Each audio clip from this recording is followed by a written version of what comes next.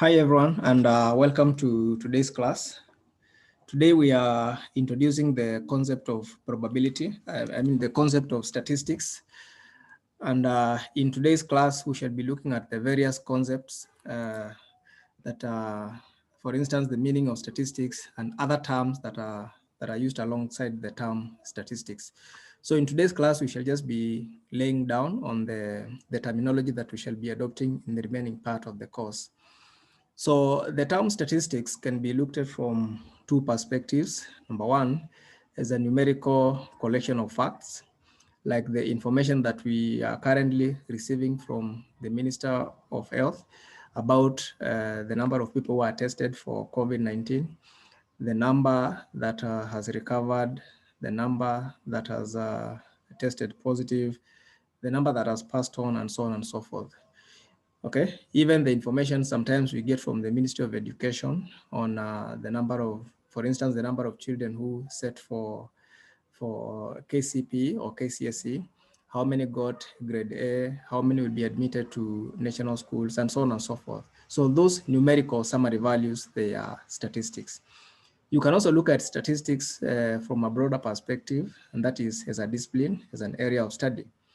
Okay, you must have heard, or you must know some people who went to school, especially in the universities, to study BSc in statistics. So we shall be looking at the concept of statistics from that broader perspective, because the broader perspective also comprises of the narrower perspective. And we shall start by saying that statistics is a group of methods, is a collection of methods. It's a group of methods that are used in the collection, presentation, and analysis and interpretation of data. Okay, so there are four main things: collection of data, presentation of data, analysis of data, interpretation of data. And the objective of doing all that is to be able to make informed decisions. So whether you are in management or not, or whether you are making decisions in your own house, you need to have or to base your information or your decision on facts. Okay, these facts are the ones that later on in this class we shall be calling data. So you need to collect data, then you analyze the data, then you interpret the data, and then based on the findings of the data, you come up with a decision. And we're saying that those decisions are called informed guesses. Those decisions are called informed guesses. Then we say that statistics is broadly classified into two areas. So statistics is broadly classified into two areas. We have theoretical or mathematical statistics, okay, where this one deals with the development, the derivation, and the proof of statistical theorems, formula, rules, etc. Okay, so just like the name suggests, it's more theoretical. There is nothing practical inside this branch of statistics.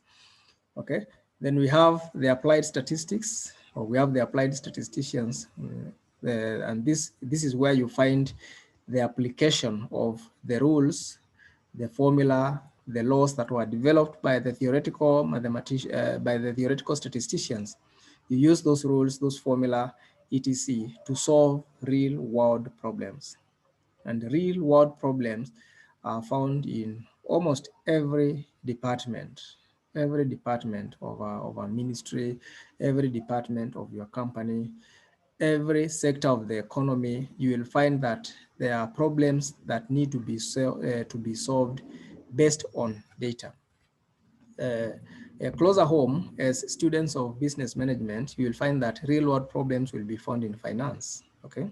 Maybe investment problems, okay? You'll also find real world problems in accounting, okay? Maybe things to do with provision for bad debts, things like that. In human resource management, in marketing, and generally in business management. Then in other areas like in agriculture, okay? And we mentioned that in Kenya, we have the Kenya Agricultural Research Institute, where they use statistical methods to try, plus biological methods, of course, to come up with breeds of crops, let's say of maize, cassava, etc., that will do well in given climatic conditions. Okay, so they employ statistical methods to be able to advise farmers on the best crops for their area. In health, for instance, if you in the recent past, we have been talking about the World Health Organization and various research organizations and universities trying to come up with a vaccine for COVID-19. And you find that, and you used to hear people talking about clinical trials. Clinical trials is a concept that is at the core of statistics, though there is the word clinical, which is heavily borrowed from medicine or from medical grounds. The term trials here is part of what we call experiments, and experiments are found in statistics or part of statistical methods. In the Ministry of Education, as I mentioned earlier, you'll always hear them giving us updates, maybe some statistics here and there. In the recent past, they were telling us after the long closure of schools that it happened that so many girls got pregnant over that period. Okay, so those are statistics. You may also want to find out where are they coming from, which geographical areas they are found, and so on and so forth. In which class were they? How old were they? And so on and so forth. Okay, then as you can see, as business management students, you will find you'll find yourself in the applied statistics and not in the mathematical statistics. So we look at applied statistics further, and we say that it is further classified into two: the descriptive statistics and the inferential statistics. And when we talk about descriptive statistics, basically we talk about obtaining numerical and graphical summaries, obtaining both numerical and graphical summaries from sample data. So the key thing here is that we work with sample data as opposed to population data. Okay, I'll explain later why we rarely use population data. Okay, so from this sample data, which is usually very bulky, you try to reduce the bulk by summarizing it. And your summaries will either be numbers, so those are the numerical summaries, or your summaries will be tables, charts, and so on and so forth.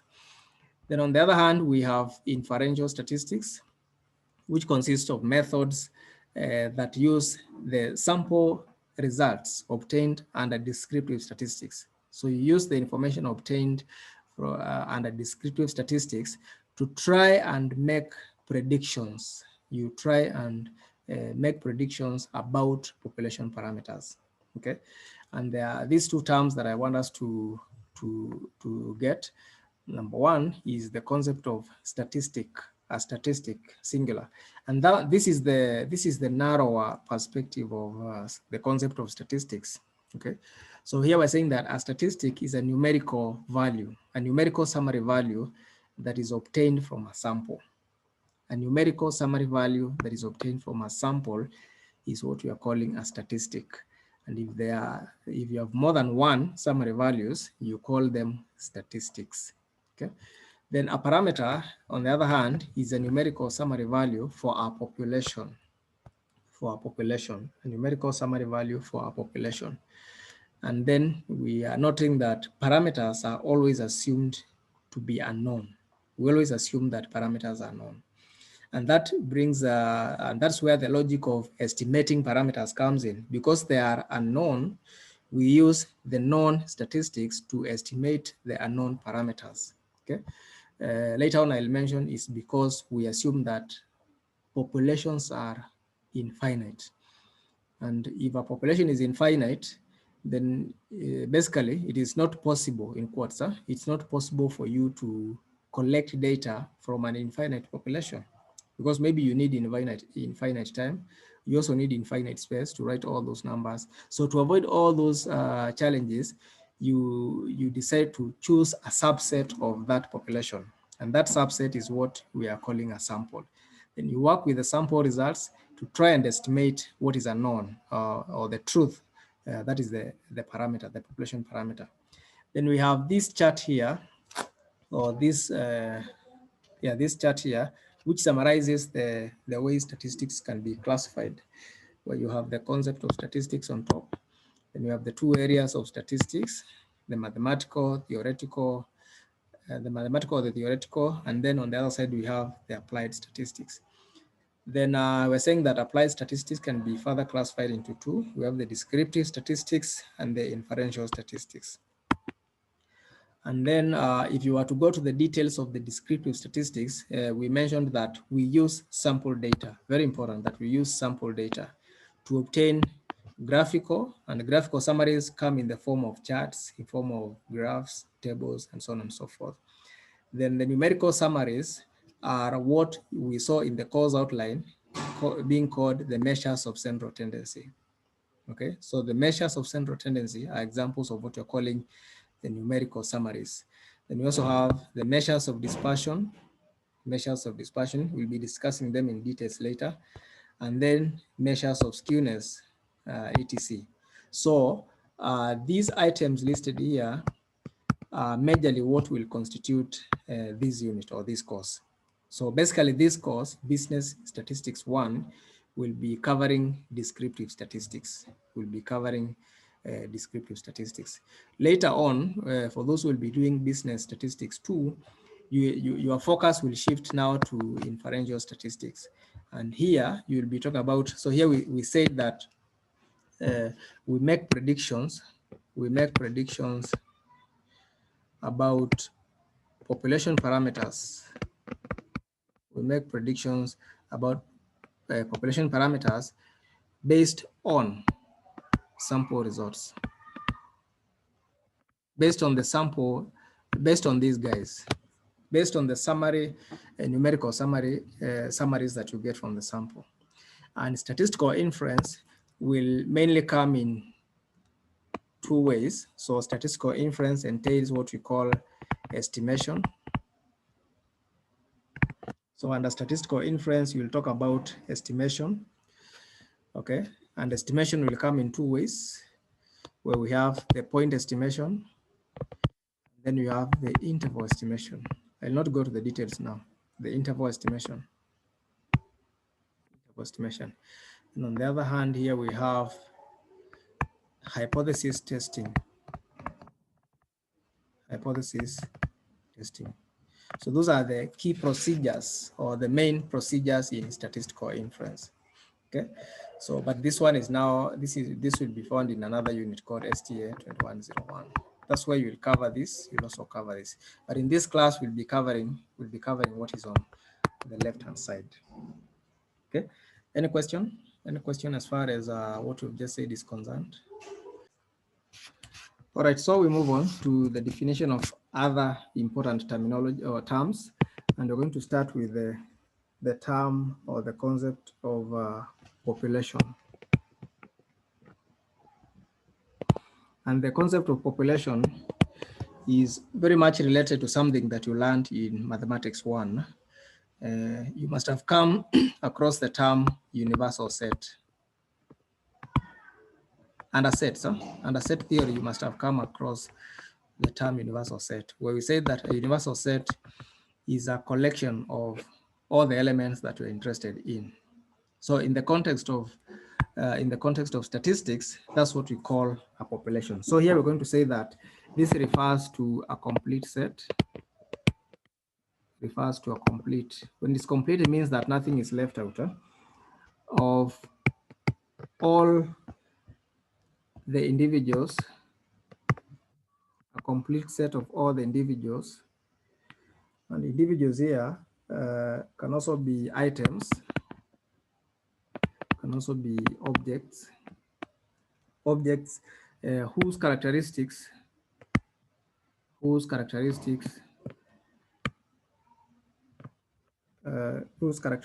are being studied.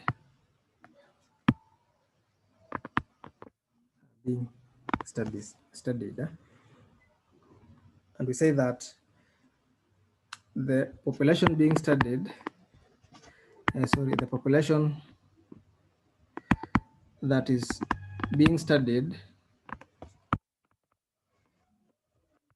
is called the target population. It's called the target population. For instance, you may want to, maybe you have a research problem, you want to find out the factors that are affecting the financial performance of companies listed in the Nairobi Securities Exchange. So if that is your research problem, then your target population in that scenario will be all the companies listed in NSE. All the companies listed in NSE. So we can have, e.g., let's have that as an example. e.g., if we're interested, or let's say if you want to study the factors affecting the financial performance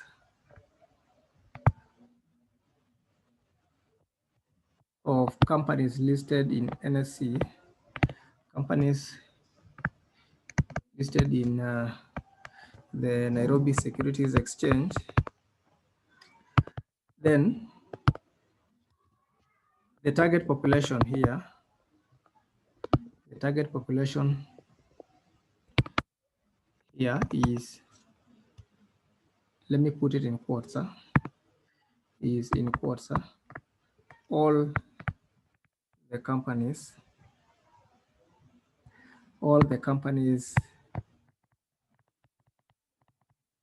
listed in NSE. So that is our target population. Okay, and so on and so forth. You can give other examples. Then you can say that the number of individuals,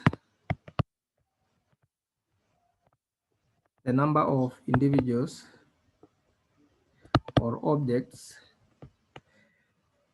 in the target population,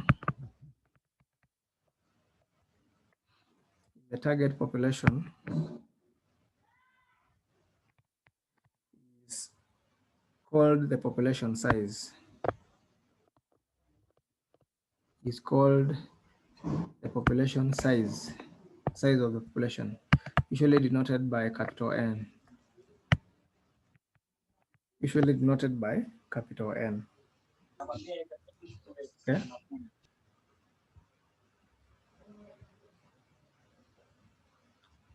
Then we can note that populations are either finite or infinite.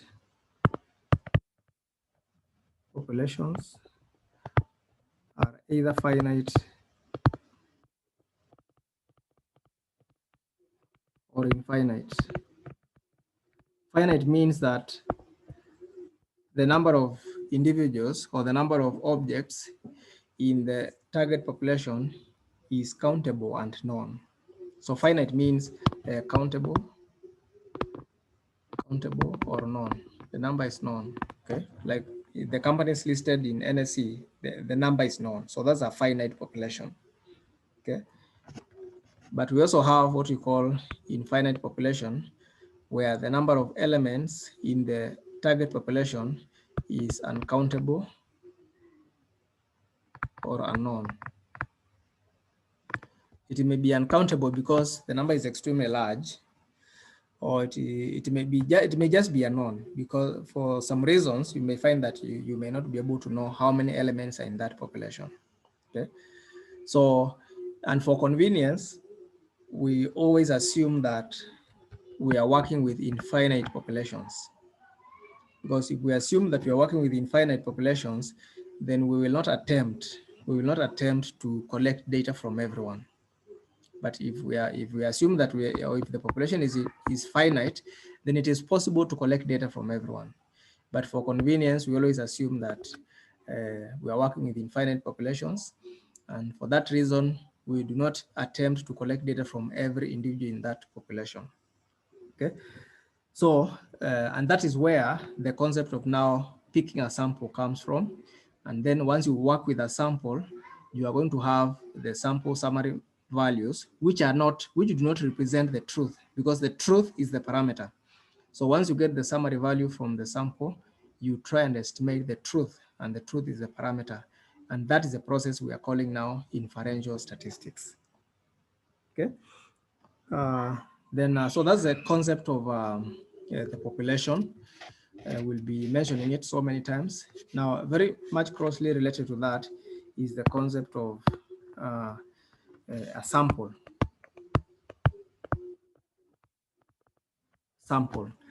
And we start by saying that a sample is a subset of the population. You will notice that I'm using the language of sets. because you have covered a unit called mathematics, mathematics 1, where you are introduced to the concept of sets. So I'm using that language because you are familiar with it. So we're saying that a sample is a subset of the population. That's a very simple definition. We say that samples must always be representative, must always be representative of the populations from where they are drawn,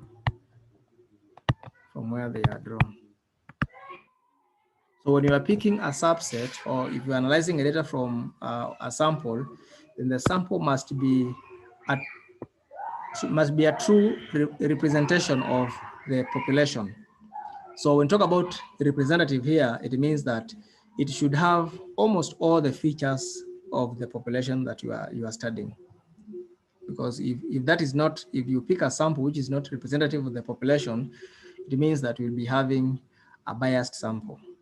And if the sample is biased, your summary values will also be biased. And if your summary values are biased, it means that even your predictions will also be biased. And that means even your decisions, the decisions that will be making based on the predicted parameters will also be biased, okay? So it's always, you are always advised to pick samples which are representative. And the process of picking a sample which is representative is quite some process, okay? You need some thoroughness, you need a lot of skill and possibly experience for you to be able to pick a representative sample. All right, so let's move on.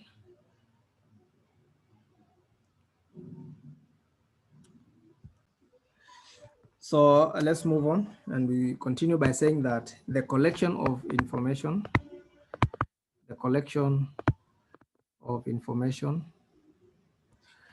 from the elements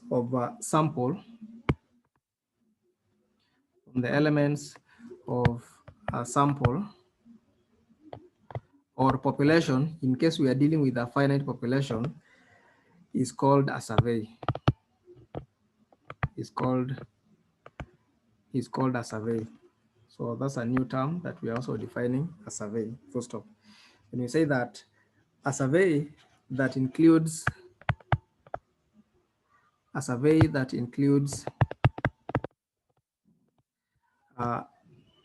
each and every element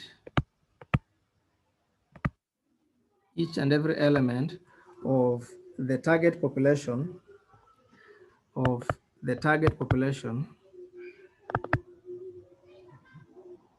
is called a census. It's called a census, okay? Or also known as complete enumeration.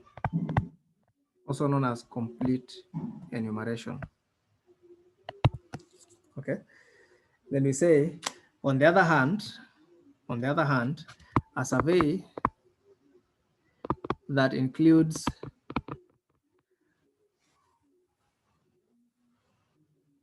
let's say this, on the other hand, a survey that is conducted on a sample. A survey that is conducted on a sample is called a sample survey. It's called a sample survey. A sample survey. Okay. Then we proceed by saying that a sample drawn in such a way that or selected or chosen in such a way that each element of the population has equal chance or probability or equal probability of being chosen if you choose a sample in such a way that every element in the population has equal chance of being chosen, is called a random sample. Is called a random sample. So when we talk about randomness here, we talk about the probability, equal probability of being chosen. Equal probability. So if I want to pick, let's say, a student in this class randomly, then I need to assign each one of you an equal chance of being selected. So if it is random, it means that the personal biases, if any, of the person who is selecting the sample will not affect who enters the sample. So the personal biases are eliminated through randomness or through randomization. Okay.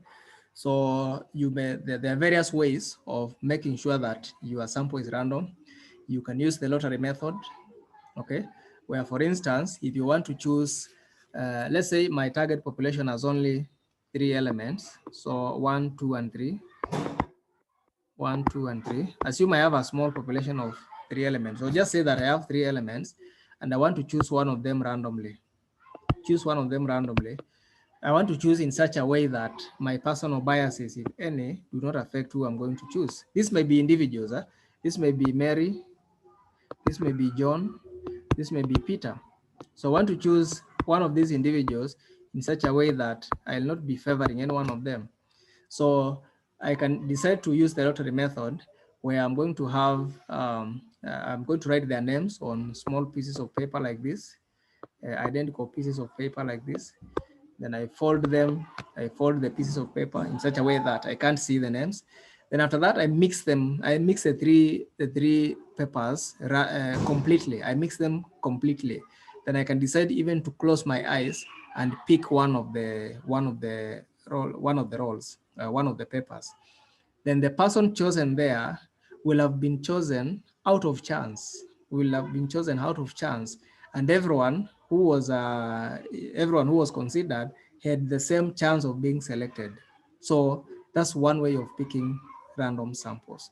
So if you are dealing with the companies listed in NSE, the Nairobi Stock Exchange, Security Exchange, and you want to pick one company, you want to consider a case study, and you want to pick one of the companies randomly, then you need to list all the companies on each company on a separate piece of paper, or you can use numbers so that you don't have long pieces of paper.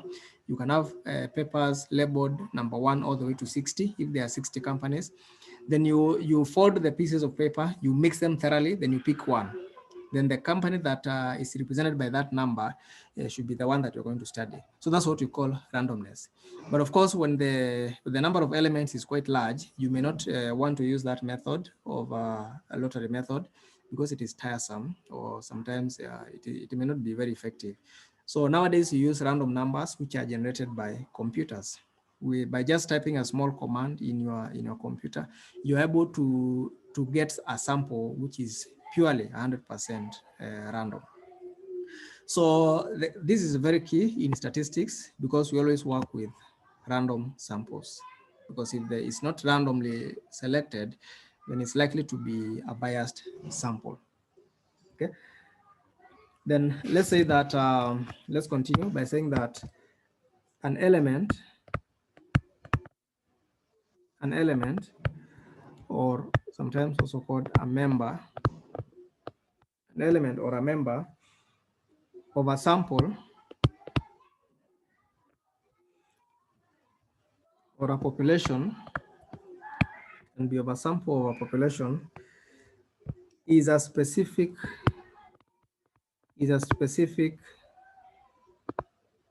object, about which information is collected. So we talk about the elements of a sample or members of a sample, or elements of the population or members of the population. Okay, so those are the specific object about which information is collected. Okay, so the other term that I wanted us to define is the concept of variable. The concept of what you call a variable. And we start by saying that a variable is an attribute, or characteristic of the members of a population,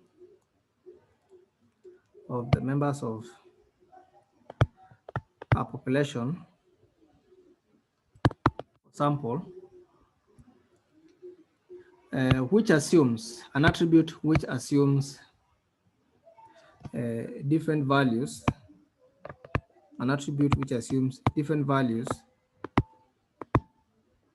for different elements or for different members. It is a characteristic and a study which assumes different values for different elements in the population or in the sample.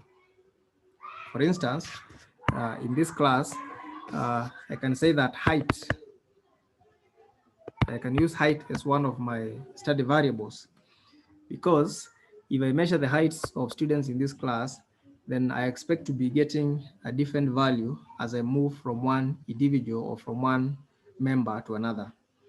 It is possible for two or more elements in the population or in the sample to have the same value, but the key thing here is that everyone does not have the same value.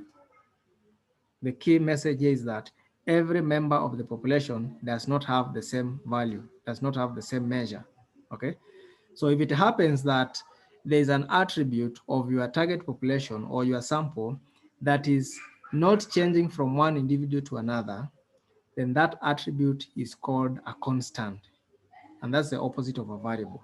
For instance, if you are doing a research in a, let's say a girls' school, then if you choose one class, then for that particular class of students, gender will not be a variable.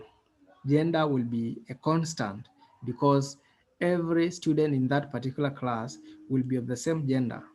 Okay, but if you are working in a mixed school or maybe in a college, a university like ours, where you have male and female students, then gender is a variable because it is not the same for every member of that population or sample. It is not the same, so it's a variable. It's a variable. Okay, e.g. height, things like gender, etc. Okay, then we note that if an attribute of the target population, if there is such an attribute in the target population or sample, or in the sample, which assumes, if an attribute of the target population, let's say, assumes the same value for every member of that population or sample, it is called a constant. If there's an attribute of that target population which assumes the same value for every member or for every element of that target population or the sample, then we call that one constant. And I give you an example. If you are doing research in a girls' school, then for your target population, if your target population is all the students of that particular school, then gender will be a constant, not a variable. Okay. Then we continue by saying that variables are broadly classified into two. Variables are broadly classified into two. We have what we call quantitative variables. We have quantitative variables,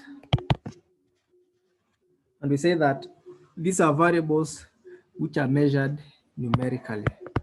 These are variables which are measured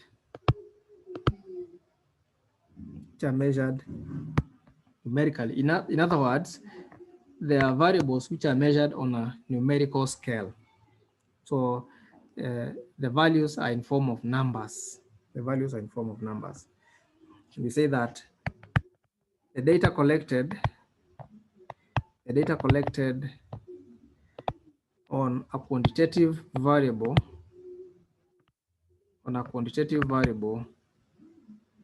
is called quantitative data. Is called quantitative data. It's called quantitative data. Okay. Then we note that quantitative variables can be further classified into two. Quantitative variables can be further classified into two, where on one side we have what we call the discrete variables. And we say that these are quantitative variables. These are quantitative variables that assume or takes some specific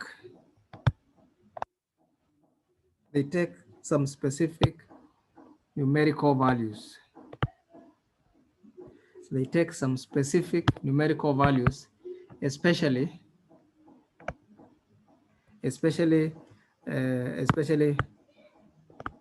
whole number values.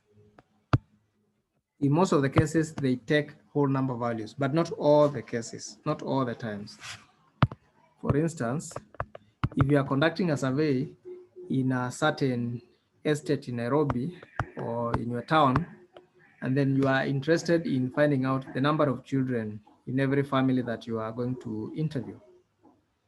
So the variable of interest here will be the number of children per family, or in a family, let's say in a family. So you notice that the number of children in a family as a variable will take some very specific numerical values. Number one, it will not take negative values. It will not take negative numbers. Number two, it will not take decimal values. It will only take whole numbers, like we expect that. We expect numbers like that. Okay, the same case with the number of students in a class. Like if someone is collecting data today and finding out how many students have attended every class, then we don't expect negative values. We expect numbers like 0, 1, 2, like that. There are other variables which are discrete, but they don't necessarily take whole numbers, like shoe size. You'll agree with me that shoe sizes come in either whole numbers or mixed fractions. So you can have numbers like 3, maybe 3.5, 2.5, etc. So whole numbers and their halves. So shoe sizes, they take those very specific values. So you cannot find 3.97. You cannot find any other fraction. It's only either the whole number or a number and the corresponding half, like that. So those are examples of what we call discrete variables. Discrete variables. So the key word here is they take some specific numerical values. Then the other classification of quantitative variables is what we call continuous variables.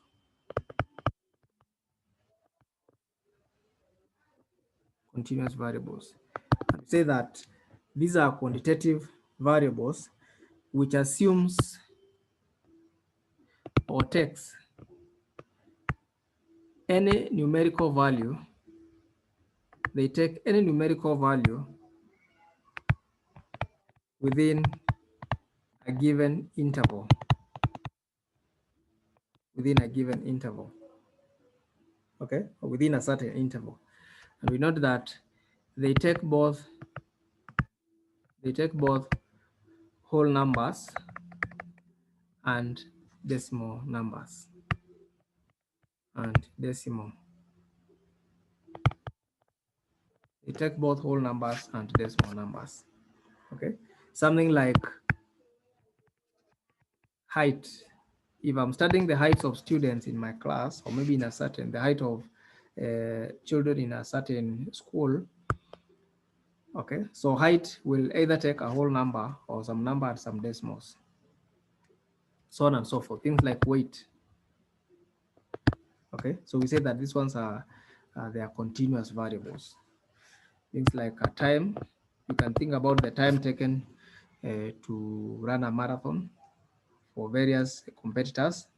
Then some people might take a complete number of hours, others some hours and a few minutes, maybe some seconds, and so on and so forth. So those are decimal values. Those are decimal numbers. Okay. So that is all about the quantitative variables. Then on the other hand, we have, so we are here. Number 2, we have qualitative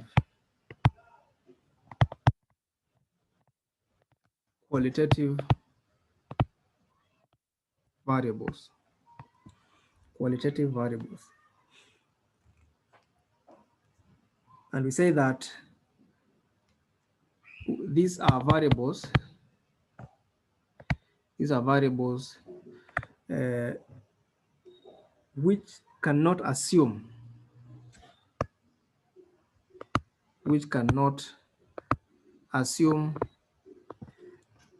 numerical values,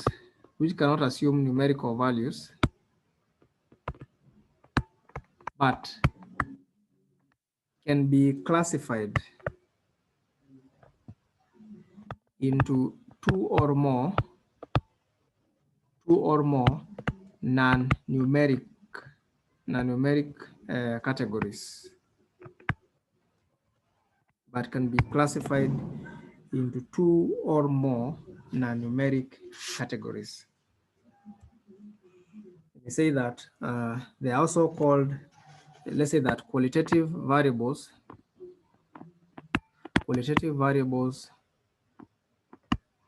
are also called categorical. They are also called categorical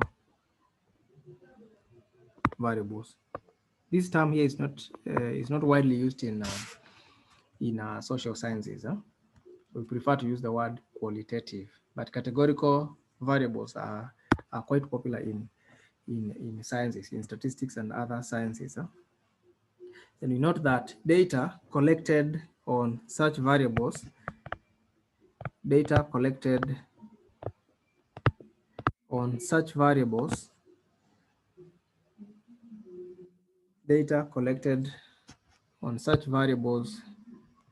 is qualitative variables, is called qualitative data. Is called qualitative data. Full stop. Then we can note that qualitative variables can be further classified into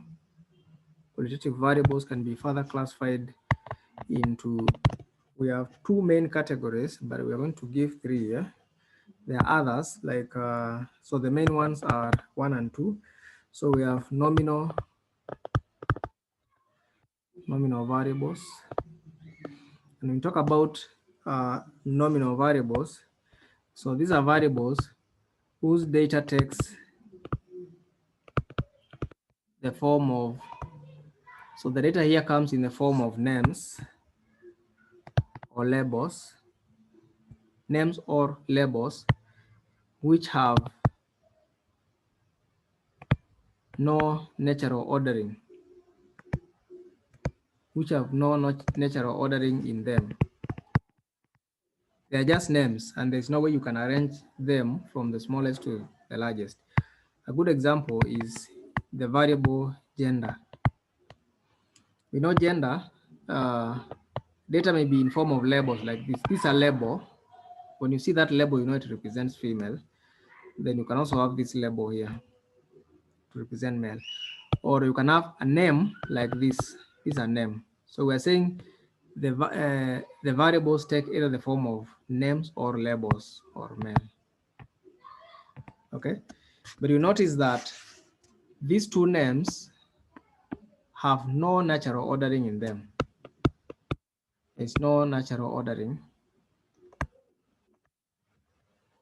So for instance, you can't arrange these two words from the lowest to the highest, or from the smallest to the largest. They are just names.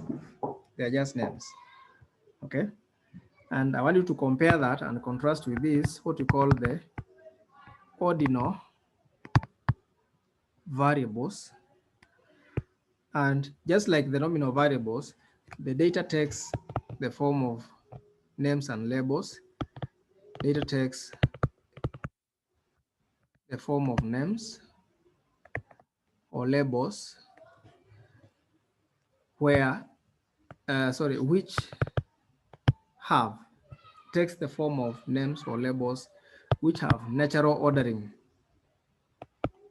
The names and the labels have natural ordering in them. Okay, e.g., if you are conducting a survey and one of your variables is the level of education, usually we talk about level of education completed.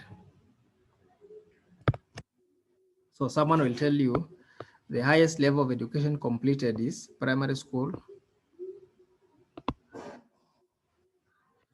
maybe secondary school, maybe college or university. So you find these are names. These are three names: primary, secondary, college. But it is possible for you to arrange from the lowest to the highest level of education. And like here, in the case of gender, you can't arrange from the lowest to the highest gender. Okay. So in the first scenario, there is no natural ordering in the names, but here there's a natural ordering in them. Just like after the exam, let's say after the exam, you are given some grades, or your score is converted into a grade. So let's say exam grade, assume this is one grade, another one, like that. If those are exam grades, it is possible for you to arrange the exam grades from the lowest exam grade to the highest exam grade. So you find that their names or their labels, like these ones are now labels, and they have a natural way of ordering in them. So that's the difference between ordinal and nominal. Then thirdly, we say that the third classification of qualitative variables, we have what we call ranked variables.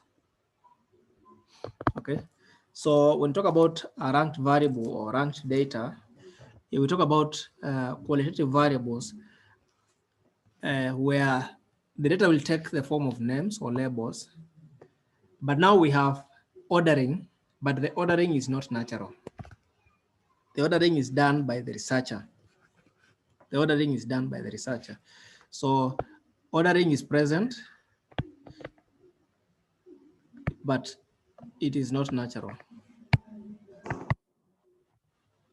So the researcher will decide some criteria to use in order to rank the names or the variables that are there, and so on and so forth. So here it's like the ordering is artificial, if I were to, or man-made, if I were to say that. So you assign ranks. You assign ranks to the various categories. Okay. Any question there?